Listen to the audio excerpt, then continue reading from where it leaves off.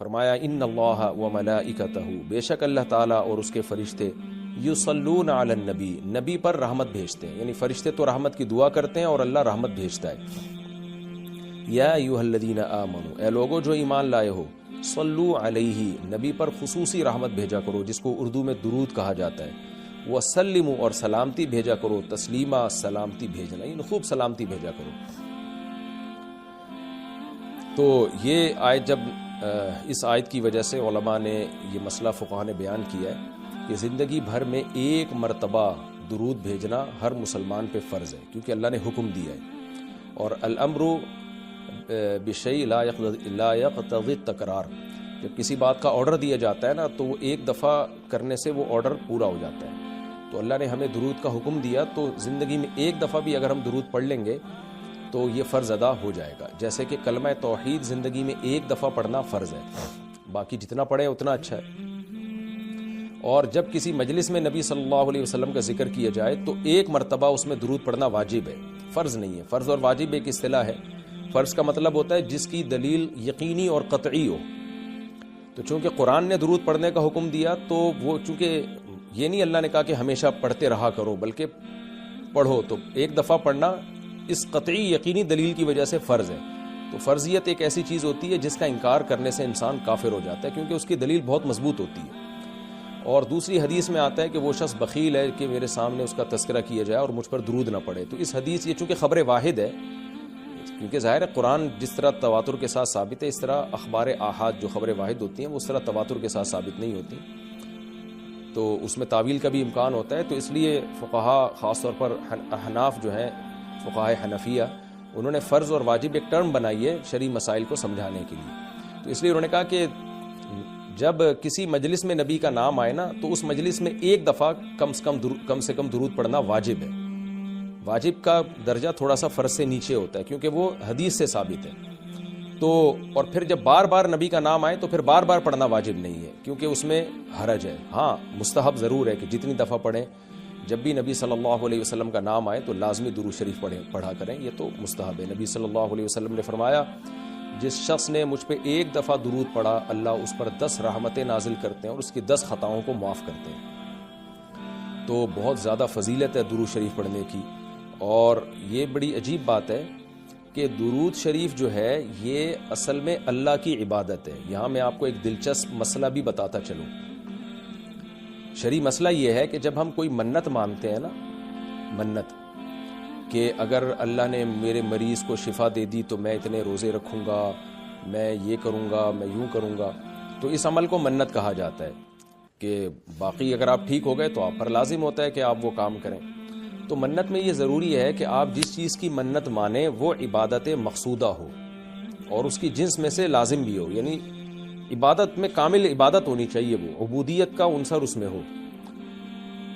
جیسے آپ نے منت مانی کہ اگر جو ہے میں امتحان میں پاس ہو گیا تو میں 3 روزے رکھوں گا، تو روزے عبادت ہے، مقصود ہے، یعنی عبادت مقصودہ میں سے۔ لیکن اگر آپ نے منت مانی کہ میں اگر امتحان میں پاس ہو گیا تو میں وضو کروں گا، تو وضو چونکہ مقصود نہیں ہے، عبادت مقصودہ نہیں ہے، وضو سے مقصد تو نماز ہوتی ہے، تو وہ منت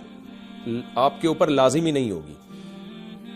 آپ نے اگر منت مانی کہ جی میں صدقہ کروں گا، تو صدقہ عبادت مقصودہ ہے اور اس کی جنس میں سے جو زکوٰۃ ہے وہ واجب بھی ہے۔ روزے کی جنس میں سے رمضان کا روزہ واجب ہے۔ آپ نے نفل نماز کی منت مانی تو بھی منت پورا کرنا آپ پر لازم ہے، کیونکہ نفل نماز جو ہے وہ عبادت بھی ہے اور اس کی جنس میں سے یعنی فرض نماز آپ پر لازم بھی ہے۔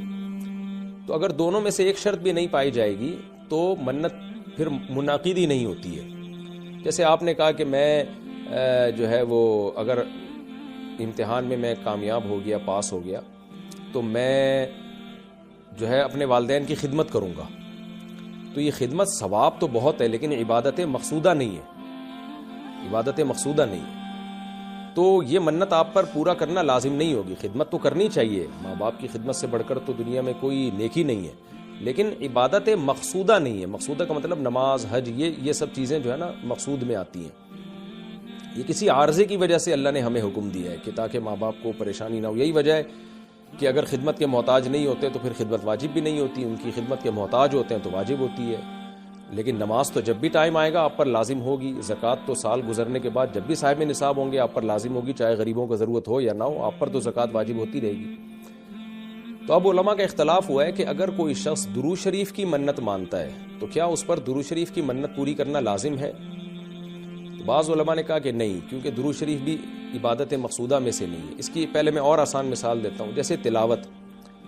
علماء کہتے ہیں اگر کوئی یہ منت مانتا ہے کہ اگر میں امتحان میں کامیاب ہو گیا تو میں 3 پارے تلاوت کروں گا، تو یہ منت پوری کرنا بھی واجب نہیں ہے، کیونکہ قرآن پڑھنا بہت زیادہ ثواب تو ہے لیکن عبادت مقصودہ نہیں ہے، بلکہ مقصد قرآن سے کیا ہے کہ آپ کا دل بنے اور آپ کو آخرت کی یاد تازہ ہو، آپ کو شرعی حکام کا علم ہو۔ ثواب بہت ہے، ہر ثواب کا کام اصطلاحی عبادت نہیں ہوتا، خوب سمجھ لیں۔ عبادت کی بھی 2 قسمیں ہیں، ایک عبادت ٹرم ہے، اصطلاح ہے، اور ایک عبادت مجازن ہم عبادت، ہر اچھے کام کو عبادت کہتے ہیں۔ اس لحاظ سے تو کھانا کھانا بھی عبادت ہے کہ اگر آپ کی نیت اچھی ہے اس سے، لیکن ایک ہوتی ہے مقصود عبادت، تو مقصودہ عبادت میں سے نہیں ہے۔ ثواب بہت ہے قرآن کی تلاوت کرنا، اللہ سے محبت کی علامت ہے، بغیر سمجھ کے پڑھنا بھی بہت بڑی نیکی ہے، قرآن بغیر سمجھ کے پڑھنا بھی، لیکن قرآن کی تلاوت کی منت جو ہے وہ منعقد نہیں ہوتی۔ تو اسی طرح اب یہ اختلاف ہوا ہے کہ اگر کوئی درود شریف کی منت مان لیتا ہے کہ اگر میں امتحان میں کامیاب ہو گیا تو میں 100 دفعہ درود شریف پڑھوں گا، تو کیا یہ منت پوری کرنا واجب ہے یا نہیں؟ تو بعض علماء کہتے ہیں کہ واجب نہیں ہے۔ وجہ اس کی ہے کہ درود شریف عبادت مقصودہ نہیں ہے، کیونکہ درود شریف کا مقصد تو یہ سید الانبیاء محمد صلی اللہ علیہ وسلم سے محبت کا اظہار، تو یہ نماز روزے کی طرح نہیں ہے۔ لیکن راجح قول یہ ہے، جس پہ فتویٰ دیا گیا ہے، کہ یہ منت پوری کرنا واجب ہے، کیونکہ درود شریف عبادت مقصودہ ہے، اور عبادت مقصودہ ہے اور اس کی جنس میں سے واجب بھی ہے، فرض بھی ہے۔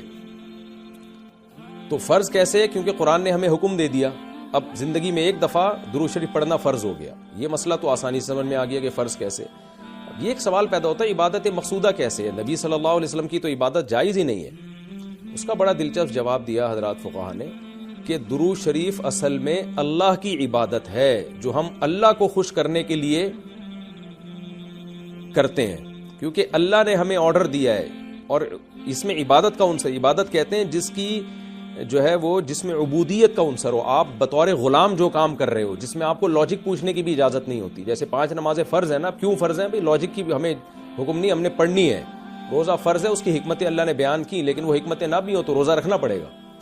تو درود شریف بھی عبادت مقصودہ میں سے ہے، اس لیے کہ اللہ نے ہمیں حکم دیا، تو ہم اللہ کو خوش کرنے کے لیے اللہ کی غلامی کے طور پر پیغمبر پر درود بھیجتے ہیں۔ تو اس سے درود شریف کی اہمیت بہت زیادہ بڑھ جاتی ہے،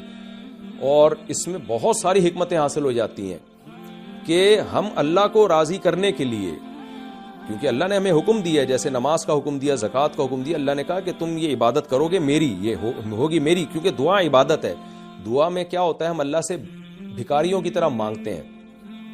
تو اللہ نے کہا اور دعائیں تم مانگو نہ مانگو، یہ والی تو اسپیشلی تم پہ فرض ہے۔ ایک تو علی طلاق دعا مانگنا ہے نا، لیکن اسپیسیفک کوئی مخصوص دعا مانگنا تو فرض نہیں ہے، لیکن یہ والی دعا مانگنا ہم پہ اللہ نے فرض کیا ہے کہ تم نے پیغمبر کے لیے رحمت کی دعا کرنی ہے، یہ تم پہ فرض ہے، یہ مجھے خوش کرنے کے لیے فرض ہے۔ تو یہ عبادت ہے، لیکن اللہ کی عبادت ہے، اور نبی کے لیے دعا ہے یہ۔ تو اس سے درود شریف کی اہمیت بھی بہت بڑھ جاتی ہے، اور ہمیں سید الانبیاء صلی اللہ علیہ وسلم کی اہمیت کا بھی پتہ چلتا ہے کہ اللہ نے پیغمبر پہ درود بھیجنے کو اپنی عبادت قرار دے دیا ہے۔ تو سید الانبیاء صلی اللہ علیہ وسلم کی بھی ویلیو بہت زیادہ بڑھ جاتی ہے۔ جیسے قرآن میں آتا ہے نا کہ وَرَفَعْنَا لَكَ ذِكْرَكَ، ہم نے آپ کے تذکرے کو بلند کیا ہے۔ تو کیسے بلند کیا؟ علماء نے اس کا جواب دیا کہ نماز میں بھی درود شریف ہے، اور اتحیات میں نبی صلی اللہ علیہ وسلم پہ سلامتی بھیجنے کو اتحیات کا حصہ بنا دیا گیا ہے، اور اذان میں اشہد ان لا الہ الا اللہ کے ساتھ اشہد ان محمد رسول اللہ کو بھی ایڈ کیا گیا ہے۔ تو اس سے سید الانبیاء صلی اللہ علیہ وسلم کی بہت زیادہ فضیلت ثابت ہوتی ہے۔ تو اس لیے درود شریف کا اہتمام کرنا چاہیے۔ جیسے شریعت میں بعض عبادتیں بعض اوقات میں زیادہ پسندیدہ ہیں، آپ دن میں نوافل پڑھیں اس کا بھی ثواب ملتا ہے، لیکن یہ نوافل آپ رات کے آخری حصے میں پڑھیں تو تہجد بن جائے گی، بہت زیادہ ثواب ہو جائے گا۔ آپ روزہ رکھیں عام دنوں میں ثواب ہے، پیر جمعرات کو زیادہ ثواب ہے، ایام بیز میں زیادہ ثواب ہے، رمضان کا تو بہت ہی زیادہ ثواب ہے، عاشورہ کا بھی ثواب ہے۔ تو جیسے جتنی بھی عبادتیں ہیں وہ خاص دن اور خاص اوقات میں ان کی فضیلت بڑھ جاتی ہے، تو ایسے ہی درود شریف کے بارے میں حدیث میں آتا ہے کہ عام دنوں میں بھی درود شریف میں بہت ثواب ملتا ہے، لیکن صحیح حدیث سے یہ بات ثابت ہے کہ جمعے کے دن درود شریف پڑھنا عام دنوں سے زیادہ افضل ہے۔ اسی وجہ سے ہمارے اکابر کا ہمیشہ سے معمول رہا ہے، جو ہم نے دیکھا بھی ہے کہ وہ جمعے کے دن خاص طور پر عصر کی نماز کے بعد درود شریف پڑھنے کا بہت زیادہ اہتمام کرتے ہیں، اور جب وہ عمرے کے لیے یا حج کے لیے جاتے ہیں تو بھی مسجد نبوی میں اکثر وہ میں نے دیکھا اپنے بڑوں کو کہ وہ عصر کی نماز کے بعد نا مسجد نبوی میں صرف درود شریف ہی پڑھتے ہیں بیٹھ کے۔ ایک تو وہ جگہ ایسی ہے کہ جہاں سید الانبیاء صلی اللہ علیہ وسلم کا روضہ اطہر ہے سامنے، اور پھر وہاں جمعے کا دن بھی ہو تو، اور پھر عصر کی کا وقت جو ہے وہ قبولیت کا وقت ہوتا ہے جمعے کے دن، جیسے کہ حدیث میں آتا ہے نا، جمعے کے دن ایک گھڑی ایسی ہوتی ہے جس میں دعا رد نہیں ہوتی، تو جمہور علماء اس طرف گئے ہیں کہ اس سے عصر کا ٹائم مراد ہے، اگرچہ اس میں اختلاف ہے لیکن جمہور اس طرف گئے ہیں کہ عصر کا وقت مراد ہے۔ تو جمعے کے دن عصر کے وقت درود شریف کا اہتمام کرنا چاہیے، اور ویسے بھی اگر آپ کو عصر کے وقت ٹائم نہیں ملتا تو جمعے کی نماز کے لیے آپ وقت سے بہت پہلے آ جائیں، نہا دھو کے تیار ہو کے اگلی صف میں بیٹھیں، اور خطیب صاحب کا بیان شروع ہونے سے پہلے آپ تحیۃ المسجد پڑھنے کے بعد درود شریف کی کثرت کیا کریں۔ تو اس کے بہت زیادہ فضیلت ہے اور ہمیں اللہ نے حکم دیا، اور علماء نے بیان کیا کہ درود شریف کو جو اللہ نے ہم پہ لازم کیا نا، اس میں ایک حکمت یہ بھی ہے کہ سید الانبیاء صلی اللہ علیہ وسلم کی بشریت ہمارے ذہن میں اور اچھی طرح بیٹھ جائے، کیونکہ پچھلی امتیں جو تباہ و برباد ہوئی ہیں وہ اس لیے ہوئی ہیں کہ انہوں نے پیغمبروں کو اتنا اونچا مقام دیا کہ اللہ کے برابر لے آئے، جیسے عیسائیوں نے حضرت عیسیٰ کو اللہ کا بیٹا بنا دیا معاذ اللہ، اور ہمارے یہاں بھی جو بدعتی لوگ ہیں انہوں نے سید الانبیاء کو حاضر ناظر مشکل کشا کیا بنا دیا، تو شرک کرنے لگے۔ تو درود شریف میں ایک حکمت یہ بھی ہے کہ جب ہم نبی کے لیے دعا کرتے ہیں اللہ تعالیٰ سے کہ اللہ سید الانبیاء پر اپنی خصوصی رحمتیں نازل فرما اور آپ پر سلامتیاں بھیج، تو اس سے ہمیں یہ بھی پتہ چلتا ہے، یہ عقیدہ ہمارے دل میں بیٹھتا ہے کہ محمد صلی اللہ علیہ وسلم بھی اللہ کی رحمت کے محتاج ہیں، تبھی تو ہمیں حکم دیا جا رہا ہے کہ ان کے لیے دعا مانگو۔ ہاں یہاں ایک اشکال ہو سکتا تھا اس کا کہ بھئی اچھا اس کا مطلب نبی ہماری دعا کے محتاج ہیں، تو نہ نبی ہماری دعا کے محتاج نہیں ہے، اللہ کی رحمت کے محتاج ہے۔ ہم دعا نہیں بھی مانگیں گے تو اللہ اپنے حبیب صلی اللہ علیہ وسلم پر رحمت بھیجے گا، لیکن اللہ نے ہمیں حکم یہ دیا تاکہ ہماری نظر میں یہ عقیدہ اور اچھی طرح مضبوط ہو جائے کہ تم بھی پیغمبر کے لیے اللہ سے دعا مانگا کرو۔ اس سے پتہ چلتا ہے پیغمبر تمہاری دعا کے محتاج ہوں یا نہ ہو، لیکن اللہ کی رحمت کے بہرحال محتاج ہیں، اور پیغمبر بھی اس لائق ہیں کہ ان کے لیے دعا مانگی جائے،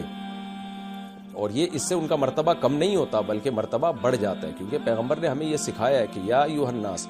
انتم الفقراء الی اللہ، اے لوگو تم سب کے سب اللہ کے در کے محتاج ہو۔ اور یہ جو میں نے کہا کہ پیغمبر اس لائق ہیں کہ ان کے لیے دعا مانگی جائے، تو اس کا کوئی یہ مطلب نہ لے کہ پیغمبر ہماری دعا کے محتاج ہے، یہ میں بار بار بتا چکا ہوں،